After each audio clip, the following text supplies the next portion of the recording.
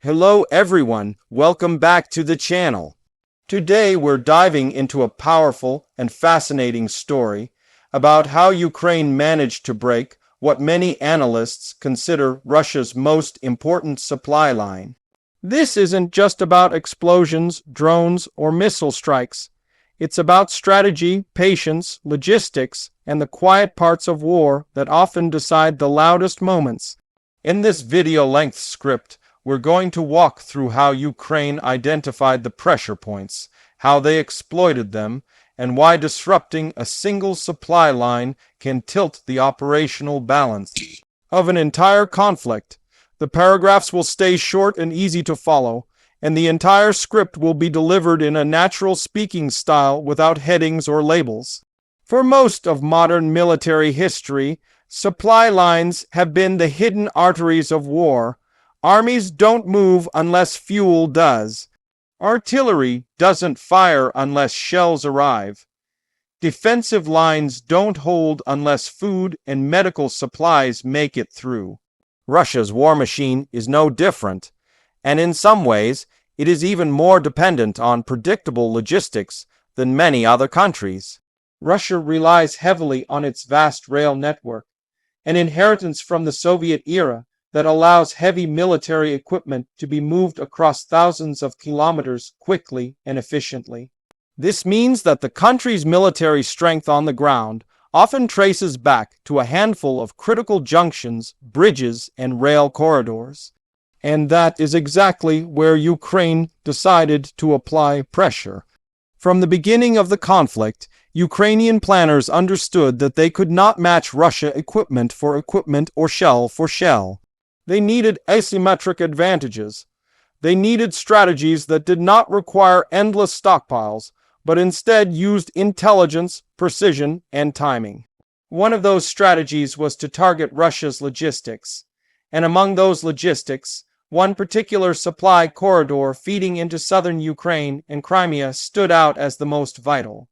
It carried fuel, ammunition, replacement parts, armored vehicles, and even personnel rotations.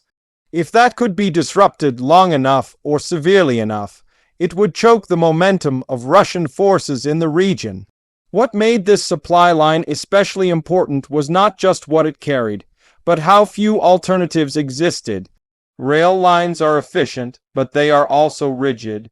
If a major bridge falls or a junction is damaged, trains cannot simply detour across open terrain. Ukraine recognized this weakness early, but striking deep into Russian logistics was not easy. It required the right tools, and in the early phases of the war, Ukraine didn't yet have them. Over time, however, as Western supplied systems arrived and domestic drone innovation exploded, Ukraine's capability to hit deep targets increased dramatically. Long-range drones, cruise missiles, special operations missions, and sabotage actions all became part of a growing toolbox designed to push pressure deeper into Russian territory. One of the first major steps Ukraine took was to hit logistical hubs closer to the front, testing Russia's reaction, studying repair times, and identifying which nodes were truly critical. These early attacks revealed something important.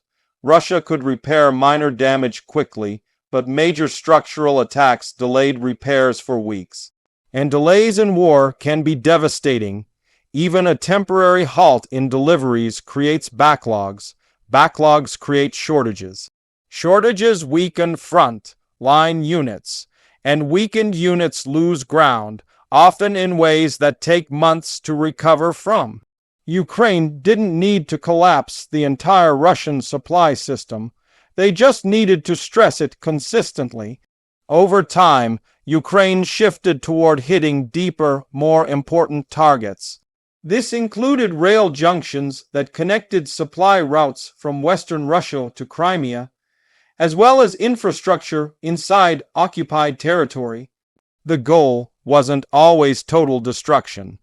Sometimes, even temporary disruption was enough to force Russian commanders to reconsider their logistics planning. For Russia, whose system is built around large loads and predictable schedules. Having to switch to trucks or smaller convoys was a nightmare. Trucks are slower, carry less, break down more often, require more fuel, and are far more vulnerable to ambush and drone strikes. Every shift away from rail made the entire Russian supply chain more fragile. As Ukraine gained experience, they began launching more complex, coordinated attacks. A drone strike might hit a fuel depot one day, followed by a missile strike on a rail bridge the next week, followed by a sabotage operation targeting a switching station. The idea was to avoid giving Russia enough time to adapt. If repairs had to be made constantly and in multiple places, the system would eventually crack. And that is exactly what began to happen. Russia found itself repairing the same rail segments over and over again, burning through manpower, equipment, and time. Meanwhile, Ukraine's attacks grew more accurate and more frequent. One of the turning points came when Ukraine struck a major rail junction feeding into Crimea. This wasn't just any junction. It was one of the few links capable of handling the heavy cargo that Russia relied upon to keep its southern grouping supplied. The strike didn't just damage tracks. It created a bottleneck that forced Russia to redistribute its logistics across alternative routes that were weaker, longer, and easier for Ukraine to target. Suddenly, instead of one strong supply line, Russia was left with multiple fragile ones. Every adjustment added friction, and every bit of friction softened the weight Russia could bring to the front lines. At the same time, Ukraine intensified strikes on supply convoys and fuel trains. Russian drivers often reported waiting hours or even days for secure routes to open. This created cascading logistics problems. Fuel shortages meant fewer patrols. Fewer patrols meant weaker defensive awareness. Weaker awareness meant more drone and artillery losses. It became a spiral that fed on itself. The remarkable part is that Ukraine managed this without needing overwhelming force. It was about timing, accuracy, and knowing exactly what to hit. The psychological impact on Russian forces was just as important. Soldiers began reporting inconsistent supplies, unpredictable delivery times, and shortages of basic necessities. Morale depends heavily on predictability.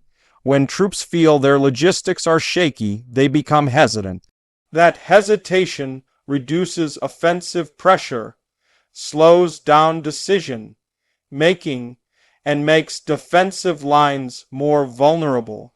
In this way, Ukraine wasn't just breaking supply lines, they were breaking confidence, of course. Russia tried to respond.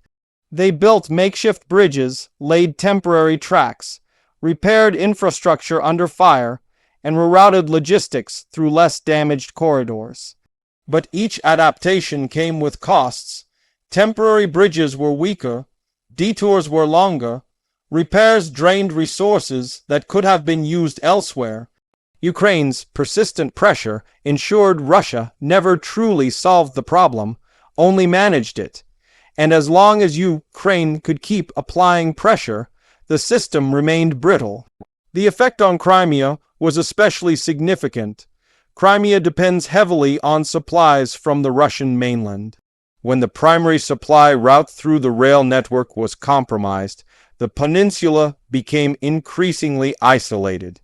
This forced Russia to use alternative routes that were slower and riskier.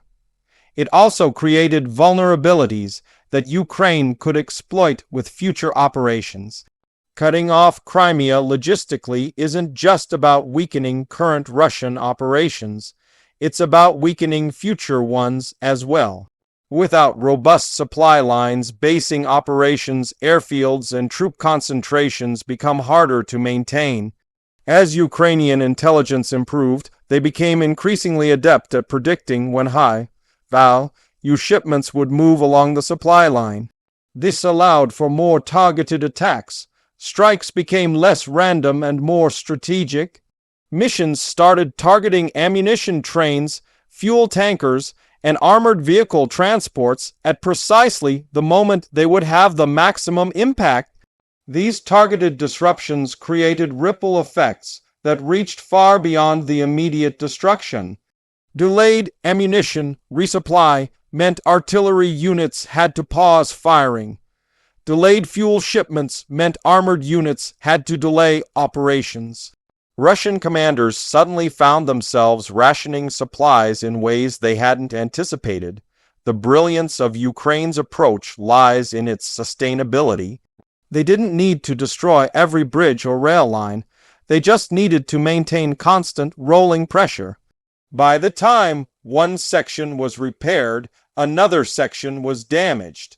By the time one detour became functional, another was compromised. Russia was forced onto the defensive in an area where they expected to be strong. Logistics, normally the hidden backbone of military power, became a vulnerability instead of a strength. This shift had strategic consequences. With their most important supply line weakened, Russian forces in the south lost operational momentum. Planned offensives had to be delayed or scaled back. Units expected to receive reinforcements found themselves waiting longer than expected. Commanders began spreading resources thinly across multiple tasks, repairing bridges, guarding convoys, rerouting shipments, securing depots, all while still trying to fight an active war. Every additional task stretched the system even thinner. Meanwhile, Ukraine benefited from the strategic initiative. They could choose when and where to strike. They controlled the tempo. They forced Russia to react. And in war, the side that reacts is usually the one that loses initiative. By taking away Russia's logistical advantages, Ukraine leveled the playing field in ways that sheer firepower never could have achieved. This represents one of the most impressive aspects of their strategy, using precision and intelligence to compensate for disparities in equipment and manpower. Another important aspect is how technologically adaptive Ukraine has been. Drone innovation has exploded, with domestic teams developing models capable of flying hundreds of kilometers, adjusting mid-flight, and carrying payloads powerful enough to damage critical infrastructure. This innovation allowed Ukraine to hit deeper and more accurately.